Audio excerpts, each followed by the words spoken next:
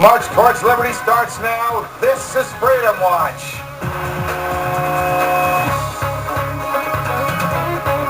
Shut it down. If Republicans and Democrats in Congress can't reach a deal within days over the rest of the 2011 budget, the federal government may close. But would that be such a bad thing? Tonight, a Tea Party stalwart, Senator Mike Lee of Utah, on the budget smackdown and the chances of a government shutdown. Then, America's only libertarian governor, Idaho's Butch Otter, on his state's plan to nullify Obamacare. There is no authority for the Congress to do what they're trying to do. Plus, policy analyst Jason Richwine exposes the great public sector union swindle. This will not stand. They claim poverty, but they out-earn all the taxpayers who pay their salaries. And government mind control. Colonel Anthony Schaefer on a military program to brainwash senators into spending more on the military. All that and our freedom fighters, Lori Rothman, Dan D'Amico, Carolyn Heldman. The federal government is too cowardly to cut the entitlements programs that are bankrupting the country. But some states want to cut people from Medicaid anyway. It's an entitlement battle that would never happen if the government lived by these principles. That government is best which governs least. The people are entitled to a government that stays within the confines of the Constitution. The Constitution was written to keep the government off the people's backs. Lee, Otter, Schaefer, Rothman, D'Amico, Heldman, Freedom Watch. The revolution continues now.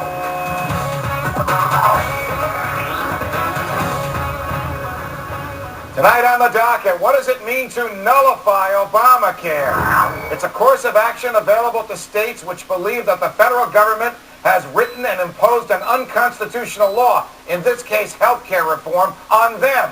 So basically, if the feds order a state to uphold a law for which the feds have no authority under the Constitution, the states can nullify that law by refusing to implement it. And that's exactly what Idaho Governor Butch Otter, the only self-described libertarian governor in America, wants to do with Obamacare. But first we turn to the budget battle in Congress. Both parties can't agree over which budget cuts to make over the rest of the 2011 federal budget.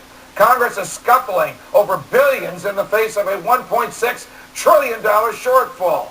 And if the two sides don't come to an agreement this week, the government might shut down on Friday. And maybe that's what we need. But what is certain is that something must be done about the size of the budget and the size of the federal debt. Even a big government lover, like Speaker of the House John Boehner, has called our debt immoral. Not just foolish and destructive, but immoral. It's time to cut spending. When Speaker Boehner can certainly talk about the problem, does he have the guts to stand by his words? Well, here is someone who does have that courage. He's a Tea Party senator who's advocating tough budget cuts, even an amendment to the Constitution that would stop the government from spending more than it takes in. Utah Republican Senator Mike Lee. Senator Lee, it's a pleasure. Welcome here. Thank you, Judge.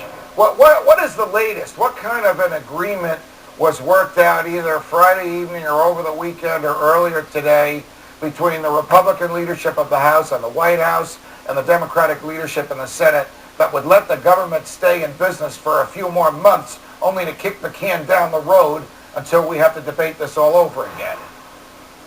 Well, there was some kind of an agreement that, as I understand it, would extend government operations for 2 weeks and then allow us in a couple weeks to come back and extend it again. So it's the same old practice of kicking down the can down the road a little bit farther. But the problem is, when we kick that can, even if we cut, say, $100 billion from that budget, we're still going to be $1.5 trillion in the hole for that year. And that's why I'm pushing the balanced budget amendment. We've got to stop that practice.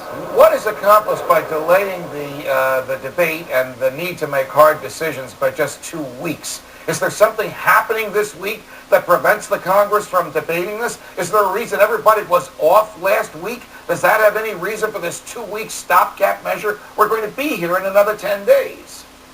I think it's relatively inexplicable and inexcusable. But it is what it is. We're facing what we're facing. And I think this is a really good time for us to move to the forefront this idea of a balanced budget amendment. All right, because the continuing resolution illustrates the need for a balanced budget amendment. You have articulated on Freedom Watch and elsewhere, even on the floor of the Senate, I believe, your preparedness to do everything lawfully in your power to prevent the debt ceiling from the government being raised, to stop the government from borrowing more money, unless leaders of both parties agree to your constitutional amendment to balance the budget. Question: have any more folks in the Republican Party or in the Democratic Party gotten in line on the balanced budget amendment? Is your proposal going to work? Or are you going to look like Jimmy Stewart after a filibuster by yourself for 36 or 48 hours?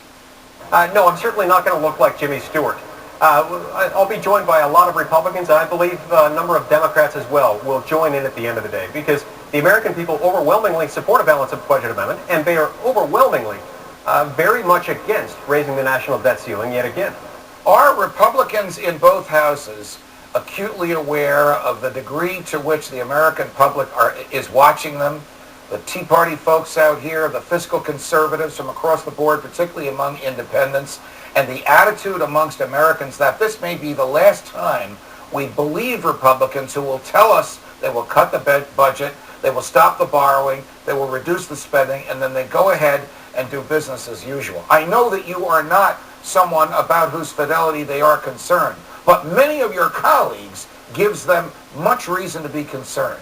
So question, Senator Lee, are the Republicans going to do the right thing this time, or are they going to let Tim Geithner and the president borrow more money? I think they're going to do the right thing this time, because they saw what happened in the 2010 election cycle. And they understand that what happened in 2010 is just a prelude for what will happen in 2012. The voters in America have given us as Republicans another chance. We've got control of the House now, and I believe after 2012 we'll have control of the Senate. But that chance is predicated on our willingness to do the right thing.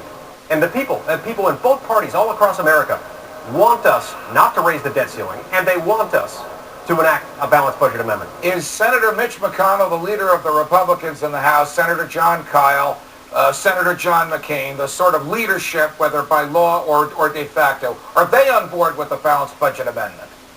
Yes, they are. They've been very supportive, and in fact, Senator John Kyle is the principal co-sponsor of my balanced budget amendment proposal. It's known as the Lee-Kyle amendment, which is Senate Joint Resolution 5. So I'm very pleased to have his support. How about your colleagues over in the House? Is John Boehner and Eric Cantor in favor of an amendment that would force the president to balance the budget? And if they are, would they put that being in favor of it into the force of law? I hope that they would. I don't know exactly who is where in the House. I do know that we've got about 130 co-sponsors of a balanced budget amendment in the House of Representatives, and that's an awfully good start. Senator Lee, you have your work cut out for you, and we very much appreciate taking a few minutes to join us. You know you can join us whenever you want. Thanks for spending your time with us today. Thank you, Judge. And now the battle to kill Obamacare. A few brave politicians in the state of Idaho tried to nullify Obamacare. Nullification is a process by which a state ignores a federal law it knows to be unconstitutional. And since almost every aspect of Obamacare is unconstitutional and has been found unconstitutional, those Idaho leaders had every right to nullify the health care reform. But sadly, the nullification bid in Idaho fell short last Friday in the Idaho State Senate. Joining us now is one of the main backers of Idaho's nullification push, the self-described libertarian Republican governor of the great state of Idaho, Butch Otter. Governor Otter, what a pleasure. Welcome back to Freedom Watch. Thank you, Judge. It's great to be with you. All right, what happened last week in Idaho? As I understand it, the Republicans control the state Senate by a very large majority, and we all thought that nullification, in which the Idaho government says to the Idaho state employees, don't cooperate with the feds when they come into our state and want you to do something unconstitutional. Somehow it fell. What happened? Well, as you correctly stated, Judge, nullification begins with the premise that a law passed by Congress that exceeds the powers delegated to Congress, then it's unconstitutional, and that's precisely because of using the term nullification as a principle rather than a process. I think it made a lot of the lawyers there very, very nervous. And they, having gone to law schools, in which they have learned that the federal government always wins these federal-state battles since the Civil War, caved rather than stand up for the principle that because the Constitution doesn't give health care to the federal government has no right trying to regulate it. Precisely. But the story's not over with yet, Judge. I would tell you that we still have a lot of fronts that we're trying to fight this on. Obviously, the congressional front, by defunding Obamacare, we're going to continue with our lawsuit, which we won, or at least got Judge Vincent down in Florida in our favor to declare that it was unconstitutional, and because it lacks severability, that if any one part of that law was found unconstitutional, the entire law is thrown out as being unconstitutional. Well, that's really what I was curious about, Governor Otter, and was surprised that Republicans in a state like Idaho, which many times has stood for the rights of the individual over the collective rights of the government, so many Republicans caved. I mean, you have an 80-page decision by a well-respected federal judge in Florida saying, you're right, this is unconstitutional. You have the federal government telling you, you will raise taxes and you will spend it as we tell you to in order to establish these insurance exchanges for people that can't afford them. You know that's unconstitutional. That's not in the Constitution. You know the feds can't make you raise your taxes and then tell you how to spend the money. And yet, these guys in your legislature, obviously not made of the same stuff that Butch Otter is made of, they just fell over. They just rolled over and played dead to the almighty federal government. Well, Judge, as you know, the contract between the state of Idaho, as between all the states and the federal government, is really embodied in the 28 words of the 10th Amendment to the Constitution, which basically says those powers that are not delegated are reserved for the states. We can find no delegation, no matter how hard you look. In Article 1, Section 8, the Commerce Clause, no matter where you look in the Constitution, it's hard to find any power that the Congress can exert in order to get us to buy a product. All right, here's what Governor Scott did, and I think you may be having dinner with your colleagues tonight in Florida, and Governor Walker did in Wisconsin. They said, let's see, a federal judge has found this unconstitutional. I'm not going to enforce it, and I'm not going to implement it until that decision is interfered with by a higher court. Would Governor Otter do that in Idaho? Well, I'll tell you what we are doing in Idaho, not unlike what Florida and Wisconsin are both doing. And what we're saying is, what's the best thing to do for Idaho? Number one, what do our people need? Number two, what can we afford within the ability of our taxpayers to pay? And that's going to be our sideboards. That's what's going to guide us in the final decisions that we make relative to health care in the state of Idaho. All right. What's the next step for all of this? Hoping that the appeals courts will find it unconstitutional? Hoping that the Congress will not fund it? Or doing something else on the state level? Well, we certainly hope that, and maybe maybe the Justice Department is just delaying, and that's why they've really not gone back before Vincent and said, you know, what did you mean by this? But I thought it was pretty clear, because in his judgment, he said, there is a long-standing presumption that the officials of the executive branch will adhere to the law as delivered by the court. Wow. As a result, the declaratory judgment that he made in the Idaho case. Right. Well, that's what some of your colleagues, that's what some of your other colleagues as governor have relied on when they say we're not going to enforce it. We'll see where it goes. Hey, Governor Otter, it's a pleasure to have you on the show. Come back again anytime you want. You don't have to go all the way to Washington to come on our show, you know.